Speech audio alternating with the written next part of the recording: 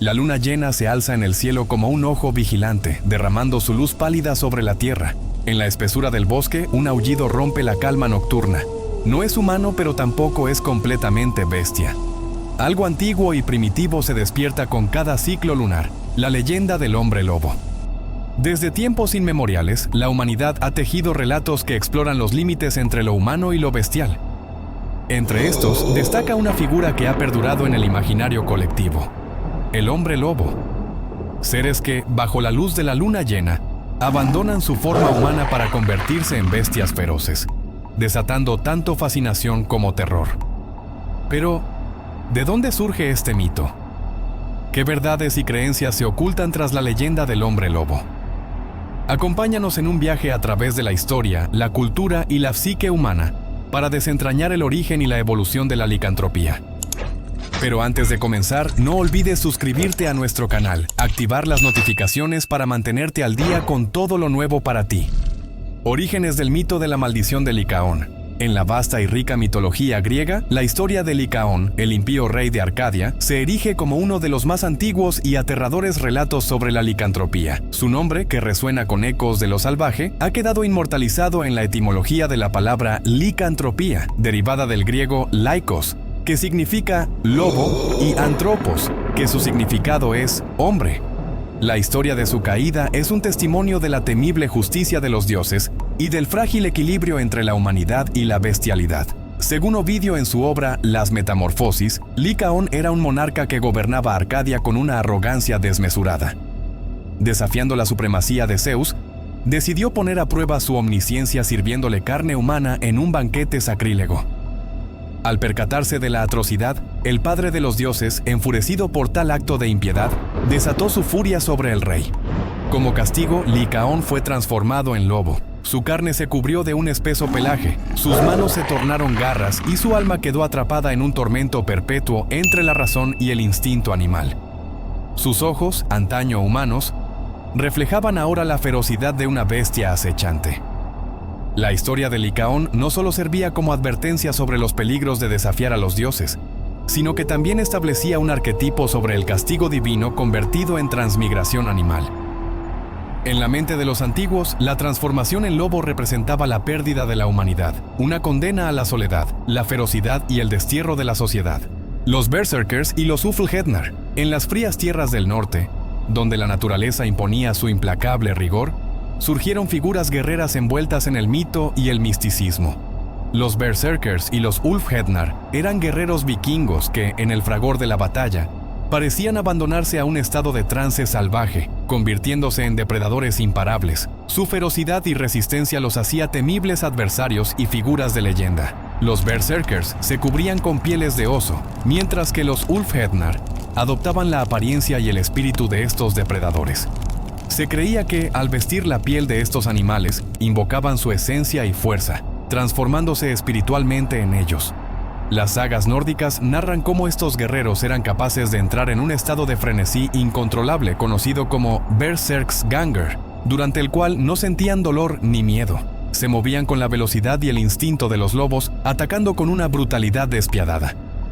Se decía que, en ese trance, no reconocían amigos ni enemigos, y que incluso podían morder sus propios escudos como bestias rabiosas antes de lanzarse al combate. Las crónicas medievales y las descripciones en las sagas vikingas refieren que estos guerreros eran considerados tanto una bendición como una maldición. Eran temidos en la batalla, pero también marginados por su incapacidad de reprimir su lado bestial fuera del combate. Muchos creían que habían hecho pactos con los dioses o que estaban poseídos por el espíritu de los lobos, lo que les otorgaba habilidades sobrehumanas. Así, mientras la mitología griega concebía la transformación en lobo como un castigo divino, las culturas nórdicas la veían como una bendición marcial. La licantropía, en este contexto, no representaba una condena, sino una transfiguración deseable, una forma de conectar con el espíritu salvaje y superar los límites de la carne humana. Este contraste en la percepción del hombre lobo revela cómo el miedo y la admiración hacia la bestia han coexistido en distintas sociedades a lo largo del tiempo. La Edad Media y el mito del hombre lobo. Con la llegada de la Edad Media, el mito del hombre lobo se transformó en un elemento de terror y superstición. En un mundo dominado por la religión y el miedo a lo desconocido, la licantropía dejó de ser vista como una transformación simbólica o una bendición guerrera para convertirse en una maldición diabólica. Durante este periodo, los relatos de hombres lobo proliferaron en Europa occidental y las autoridades eclesiásticas y seculares comenzaron a considerar la licantropía como una manifestación del mal. Uno de los primeros registros legales sobre los hombres lobo en la Europa medieval proviene de las leyes del rey Knut el Grande de Inglaterra en el siglo XI, quien menciona explícitamente a los hombres lobo devoradores de personas. Esta referencia legal implica que, en la mentalidad medieval, la existencia de estos seres no era un simple mito, sino una amenaza tangible que debía ser castigada por la ley. En la literatura encontramos relatos como Bisclavre, un poema escrito por Marie de France en el siglo XII, en el que un noble bretón se transforma en lobo durante ciertos días de la semana. La historia muestra una perspectiva más compleja de la licantropía, pues no retrata al hombre lobo como una bestia sanguinaria, sino como un ser atrapado entre dos mundos. Su transformación es más una tragedia que una condena, reflejando así la dualidad del mito en la mentalidad medieval. La caza de los hombres lobo. A medida que la Edad Media avanzaba, el miedo a lo sobrenatural se intensificó y se inició una verdadera caza de hombres lobo, similar a la persecución de las brujas. La licantropía empezó a asociarse con la herejía y la brujería, y aquellos que eran sospechosos de convertirse en lobos eran sometidos a crueles juicios y castigos. Uno de los casos más notorios fue el de Pierre Bourgot y Michel Verdon, dos hombres franceses acusados de haber hecho un pacto con el diablo para convertirse en lobos. Fueron capturados en el año 1521 y tras brutales torturas confesaron haber cometido atrocidades mientras estaban en su forma lobuna. Su historia sirvió como un ejemplo aterrador de lo que se creía que era la licantropía, un pacto oscuro que otorgaba poderes bestiales a cambio de la condenación del alma. Otro caso relevante es el de Jean Grenier, un joven francés de 14 años acusado en 1603 de atacar y devorar niños en su aldea. Su juicio documentó testimonios de testigos que afirmaban haberlo visto transformarse en lobo y cazar de noche. Aunque su condena no fue la ejecución, sino el encierro en un monasterio, su caso dejó una huella profunda en la historia de los juicios por licantropía. En algunos lugares, la histeria colectiva llevó a la ejecución de personas simplemente por tener comportamientos extraños o rasgos físicos considerados lobunos. La paranoia medieval convirtió a la licantropía en una realidad tangible, y los pueblos comenzaron a ver en cualquier individuo solitario o marginal a un posible hombre lobo. Las autoridades religiosas alimentaron el miedo, asegurando que los hombres lobo eran criaturas demoníacas que servían al diablo. Se creía que su transformación no era natural, sino producto de un pacto oscuro. Esta interpretación llevó a la proliferación de tratados y manuales sobre cómo identificar y eliminar a los hombres lobo, de la misma manera que se hacía con las brujas. Con el paso del tiempo, las acusaciones de licantropía comenzaron a disminuir, en parte debido a la evolución del pensamiento racionalista durante el Renacimiento y la Ilustración. Sin embargo, el legado de la Edad Media dejó una marca indeleble en el mito del hombre lobo, transformándolo en una criatura maldita, vinculada a la luna y al pecado. El hombre lobo en la cultura popular.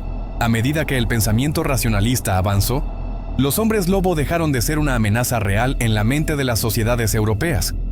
Sin embargo, lejos de desaparecer, la figura del licántropo encontró un nuevo hogar en la cultura popular. La literatura, el cine y otros medios han reinterpretado el mito, dándole nuevos matices y significados que resuenan con las preocupaciones y obsesiones de cada época. Literatura y cine, el hombre lobo como icono del horror. El siglo XIX marcó el resurgimiento del interés por el mito del hombre lobo dentro de la literatura gótica. Obras como El hombre lobo de París en el año 1933, de Guy Endore, sentaron las bases para la concepción moderna del licántropo, un ser atormentado por su transformación, víctima tanto de una maldición como de su propia naturaleza salvaje. No obstante, fue el cine el medio que catapultó al hombre lobo al panteón de los grandes monstruos de la cultura popular. En 1941, Universal Pictures estrenó El hombre lobo, dirigida por George Wagner y protagonizada por Lon Chaney Jr. Esta película no solo definió la imagen del hombre lobo para generaciones, sino que introdujo elementos esenciales que se han mantenido hasta el día de hoy. La transformación bajo la luna llena, la maldición transmitida por una mordedura y el trágico destino del licántropo. Desde entonces, la figura del hombre lobo ha sido reinterpretada en diversas formas. En los años 80, películas como Aullidos y un hombre lobo americano en Londres, en 1981, elevaron los efectos especiales de transformación a un nuevo nivel, reforzando la imagen visceral y espantosa del cambio de humano a bestia. En el siglo XXI, sagas como Underworld en 2003 y Crepúsculo en 2008 han reinventado la figura del licántropo, dándole un carácter más heroico o romántico. La adaptación del mito. A pesar de los avances científicos y la secularización de la sociedad, el mito del hombre lobo sigue vigente, evolucionando para adaptarse a las preocupaciones del presente. En una era donde la identidad y la transformación personal son temas de debate constante, la figura del licántropo resuena con quienes sienten una dualidad interna, ya sea por razones psicológicas, sociales o emocionales. En la cultura pop, el hombre lobo ha dejado de ser un simple monstruo de terror para convertirse en un símbolo de lucha contra la represión y la autoaceptación. Series como Teen Wolf en el 2011 y películas como Ginger Snaps en el 2000 han explorado la licantropía como una metáfora de la adolescencia, la transición a la adultez y la lucha contra las normas impuestas por la sociedad. La leyenda del hombre lobo ha resistido el paso del tiempo, adaptándose a cada era y cultura.